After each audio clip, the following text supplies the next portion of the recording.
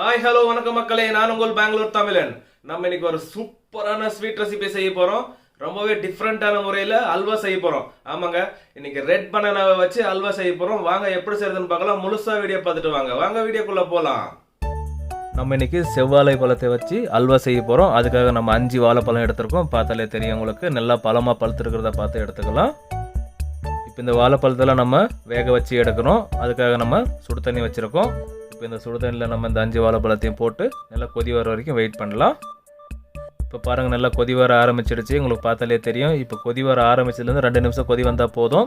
அது கரெக்டாக வெந்து வந்துடும். அதுக்கப்புறம் நம்ம எடுத்துருவோம். இதை 2 நிமிஷம் வெந்த வாழைப்பழத்தையும் இப்போ எடுத்துடலாம். நம்ம எடுத்து ஒரு பிளேட்டில் மாற்றிக்கலாம். இது கொஞ்சமாக ஆறி வந்ததுக்கப்புறம் தோலெல்லாம் உரித்து எடுத்துடலாம். இதே மாதிரி எல்லா வாழைப்பழத்தையும் நம்ம உரித்து எடுத்துருவோம். இப்போ தோல் உரிச்ச வாழைப்பழத்தையெல்லாம் நம்ம கட் பண்ணி எடுத்துக்கலாம். இந்த மாதிரி சின்ன சின்ன பீஸாக கட் பண்ணி எடுத்துக்கலாம். இதே மாதிரி முழுசாக கட் பண்ணிடலாம்.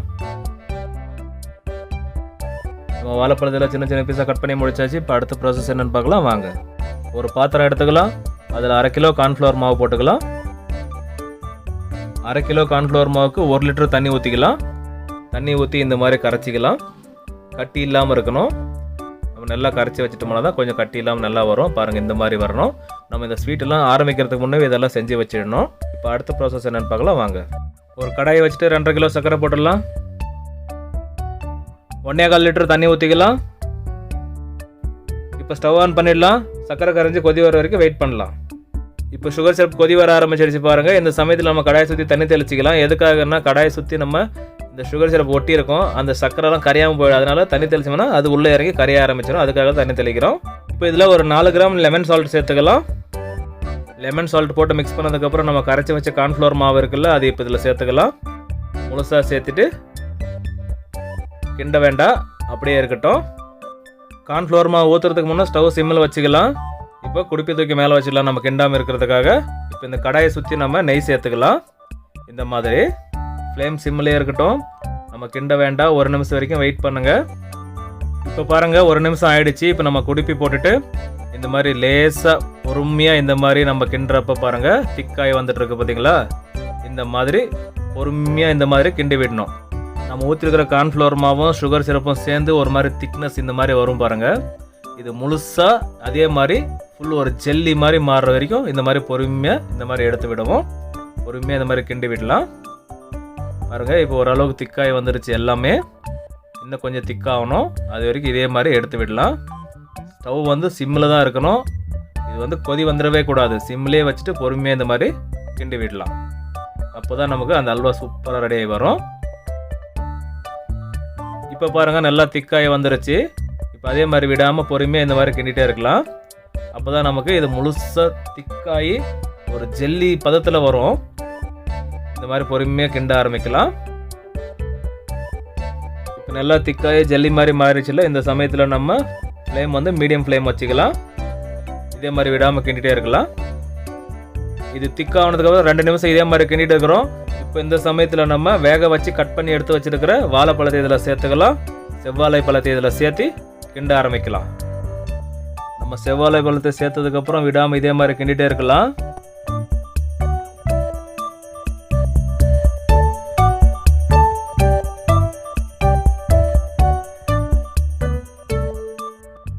நம்ம போட்ட வாழைப்பழமெல்லாம் கொஞ்சம் நைஸாகி வந்திருக்கு. இந்த சமயத்தில் நம்ம கொஞ்சம் நெய் சேர்த்துக்கலாம். இதுக்கு மொத்தமாக நம்ம 1/2 லிட்டர் நெய் சேர்த்துக்க போகிறோம். அதை கொஞ்சம் கொஞ்சமாக சேர்த்துக்கலாம் அப்பப்போ.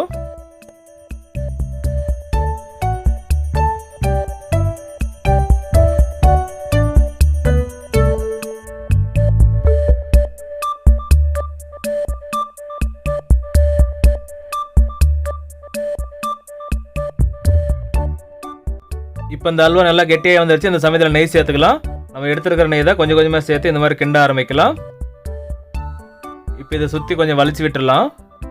அப்போ தான் முழுசாக மிக்ஸ் ஆகும் நம்மளுக்கு. இந்த மாதிரி வலிச்சு விட்டதுக்கப்புறம் திரும்பவும் கிண்ட ஆரம்பிக்கலாம். நம்ம இந்த அல்வாவை செஞ்சு முடிக்கிறது கண்டிப்பாக 30 நிமிஷம் டைம் எடுக்கும்.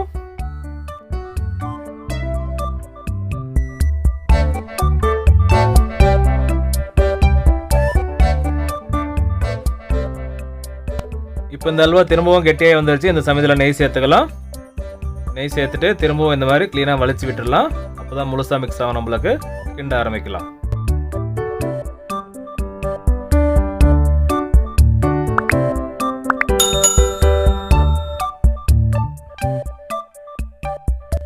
திரும்பவும் அல்வா கெட்டியாகி வந்துருச்சு. இந்த சமயத்தில் நம்ம நெய் சேர்த்துக்கலாம். நெய் சேர்த்து விடாமல் கிண்டலாம். அப்போ பாருங்கள் கடாயில் ஒட்டாமல் எப்படி சுற்றுது பார்த்தீங்களா நெய் சேர்த்ததுக்கப்புறம். இப்போ இந்த மாதிரி வந்துச்சுன்னா ஒரு 80% ரெடியாகி வந்துருச்சுன்னு அர்த்தம். இப்போ சூப்பராக அல்வா ரெடியாகி வந்துட்டுருக்கு. இந்த சமயத்தில் நம்ம ஃபுட் கலரு ரெட் கலரு ஒரு சிட்டிக்கு அளவு சேர்த்துக்கலாம்.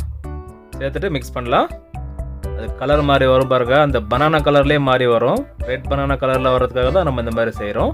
அப்போ தான் அந்த ஃப்ளேவர் கொடுக்குறப்போ அந்த கலருக்கும் அந்த ஃப்ளேவருக்கும் பார்க்கவே சூப்பராக இருக்கும், சாப்பிடவும் செம்மையாக இருக்கும். இப்போ பாருங்கள் அந்த செவ்வாழை பழ அல்வா செவ்வாழை கலர்லேயே வந்துடுச்சு.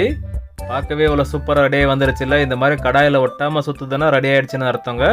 இப்போ இந்த சமயத்தில் நம்ம இதில் முந்திரி சேர்த்துக்கலாம். உடைச்ச முந்திரி பாதி முந்திரி இருக்குது, அதை முழுசாக சேர்த்துக்கலாம். ஒரு கைப்பிடி அளவு எடுத்து போட்டு கிண்ட ஆரம்பிக்கலாம். முந்திரி போட்டதுக்கப்புறம் பாருங்கள் பார்க்கவே ஜெகஜோதியாக அழகாக இருக்குல்ல, சாப்பிடுவோம் செம்மையாக இருக்கும். இதே மாதிரி கிண்டிட்டு நம்ம இறக்க போகிற டைம் வந்துடுச்சு. முழுசாக இந்த மாதிரி மிக்ஸ் பண்ணிடலாம். பாருங்கள் இவ்வளோ அழகாக இருக்குது பாருங்கள் பார்க்குறதுக்கு. இப்போ இந்த அல்வா சூப்பராக ரெடியாகி வந்துடுச்சு. இந்த சமயத்தில் நம்ம ஸ்டவ் ஆஃப் பண்ணிடலாம். கடாய் சூட்லேயே அது ரெடியாகி வந்துடும். கொஞ்சமாக நெய் சேர்த்துக்கலாம். ஏன்னா எடுத்து நம்ம தட்டில் போடணும்ல, அதனால் கடாயில் பிடிக்காமல் வர்றதுக்காக கொஞ்சமாக நெய் சேர்த்துக்கிட்டோம். இப்போ இதை எடுத்து ஒரு தட்டில் போட்டுடலாம். அந்த தட்டில் நெய் பூசி வச்சுருக்கோம். நான் வந்து ஒரு பெரிய தட்டை எடுத்துட்டேன், அதனால் நம்ம அந்த தட்டுக்கு தகுந்த மாதிரி அட்ஜஸ்ட் பண்ணி ஒரு அட்டை பீஸ் வச்சு நான் ரெடி பண்ணி வச்சுருக்கேன். இப்போ இந்த அல்வாவை எடுத்து நம்ம ரெடி பண்ணி வச்சு தட்டில் போட்டுடலாம். பாருங்கள் அல்வா பாருங்கள் அல்வா மாதிரியே விழுதில்ல. ஆமாங்க அல்வா மாதிரி தான் விழும். இந்த பனானா அல்வா சூப்பராக ரெடியாக வந்துடுச்சு. இப்போ இது மேலே நம்ம ஃபினிஷிங் கொடுத்துடலாம். இந்த மாதிரி கத்தி வச்சு இந்த மாதிரி ஃபினிஷிங் கொடுத்தோம்னா நமக்கு அந்த கார்னரில் நம்ம ஒரே மாதிரி ஷேப்பில் வரும். அதுக்காக தான் இந்த மாதிரி பண்ணிட்டு இருக்கிறோம். இதே மாதிரி மேலெல்லாம் ஒரே மாதிரி நைஸ் பண்ணி விட்டுடலாம். இப்போ இந்த அல்வா இப்படியே ஒரு 5 மணி நேரம் நல்லா சில்லுன்னு ஆறி வரட்டும். அதுக்கப்புறம் நம்ம கட் பண்ணி பார்க்கலாம். நம்ம செஞ்ச செவ்வாழை அல்வா ரொம்பவே சூப்பராக ஆறி வந்துடுச்சு 5 மணி நேரமாக. இப்போ இதை நம்ம கட் பண்ணி பார்த்துடலாம் வாங்க. இந்த அல்வா ஆறினதுக்கப்புறம் நம்ம எடுத்து கட் பண்ண போகிறோம். பாருங்கள் அந்த கவர் எடுக்கிறப்போ அவ்வளோ அருமையாக இருக்குது பார்க்குறதுக்கு. இப்போ பார்த்த உடனே சாப்பிடணும்னு தோணுது எனக்கு. இப்போ இதை நம்ம கட் பண்ணிடலாம். முதல்ல பார் மாதிரி நீட்டாக கட் பண்ணிடலாம். அதுக்கப்புறம் நமக்கு தேவையான சைஸில் நம்ம கட் பண்ணுவோம். இந்த மாதிரி கட் பண்ணுறப்போ கொஞ்சம் டைட்டாக இருக்கும். ஏன்னா உள்ளே வந்து முந்திரி இருக்கிறதுனால கட் ஆகிறதுக்கு டைம் எடுக்காதுனால 2 டைம் கட் பண்ணணும். அதே லைனில் 2 டைம் கட் பண்ணிங்கன்னா கட் ஆகி வந்துடும். இந்த மாதிரி முதல்ல ஒரு கோடு போட்டுருங்க. அதுக்கப்புறம் திரும்பவும் ஒரு டைம் கட் பண்ணுங்க. சூப்பராக கட் ஆகி வந்துடும். ஏன்னா அது முந்திரி இருக்கிறதுனால கட் ஆக டைம் எடுக்கும். அவ்வளோதான். நம்ம ஒரு சைடு கட் பண்ணி முடிச்சாச்சு. இப்போ நம்ம கட் பண்ணதை ஒரு பக்கம் திருப்பிக்கலாம். இந்த மாதிரி இப்போ இந்த மாதிரி திருப்பி போட்டுடலாம். பாருங்கள் வாவ், அந்த முந்திரியும் அந்த கலரும் பாருங்கள் அவ்வளோ சூப்பராக இருக்குது பார்க்குறதுக்கு. இப்போ நம்ம சின்ன சின்ன பீஸாக கட் பண்ணிடலாம். இந்த மாதிரி உங்களுக்கு சின்ன சின்ன பீஸ் வேணுமா கட் பண்ணுங்கள், இல்லை பெரிய சைஸு பீஸ் வேணும்னா கட் பண்ணுங்கள். உங்களோட சாய்ஸ். ஏன்னா நீங்கள் தான் செய்கிறீங்க, அதனால் நீங்கள் எந்த சைஸ் வேணால் கட் பண்ணலாம். இதே நீங்கள் கடைங்களுக்கு செய்கிறீங்கன்னாக்கா கரெக்டான சைஸில் கட் பண்ணணும். நான் இது எல்லாத்தையும் ஒரே மாதிரி சைஸில் கட் பண்ணி முடிச்சிடுறேன்.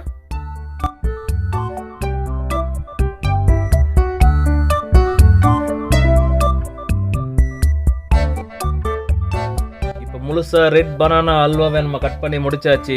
பாருங்கள் எப்படி இருக்குது. இப்போ இந்த அல்வா பாருங்கள் அவ்வளோ ஷைனிங்கு, அவ்வளோ பார்க்கவே அவ்வளோ சூப்பராக இருக்குது. சாப்பிடவும் அவ்வளோ அருமையாக இருக்கும். வாயில் போட்டால் தானாக கரைஞ்சி போயிடுங்க. அந்த மாதிரி இருக்கும் இந்த அல்வா. கண்டிப்பாக நீங்கள் செய்யணும்னு நினச்சிங்களா நம்ம வீடியோ பார்த்து செய்யுங்க, ரொம்பவே சூப்பராக வரும். ஓகே மக்களே, நம்ம இன்னைக்கு செஞ்ச பனானா அல்வா ஸ்வீட் ரெசிபி உங்களுக்கு பிடிச்சிருந்தா கீழே லைக் பண்ணி தெரியும், லைக் பண்ணிவிடுங்க. அப்படியே உங்கள் ஃப்ரெண்ட்ஸ்க்கு அந்த வீடியோவை ஷேர் பண்ணி விடுங்க. நீங்களும் செஞ்சு சாப்பிட்டு பார்த்துட்டு கமெண்ட்டில் சொல்லுங்கள், நான் தெரிஞ்சுக்கிறேன். நம்ம சேனலை சப்ஸ்கிரைப் பண்ணால் பார்த்துட்டு சப்ஸ்கிரைப் பண்ணிக்கோங்க. அப்போ தான் எங்களுக்கு அடுத்தடுத்த வீடியோ போட மோட்டிவேஷனாக இருக்கும். மீண்டும் அடுத்த வீடியோவில் சந்திப்போம். பாய்.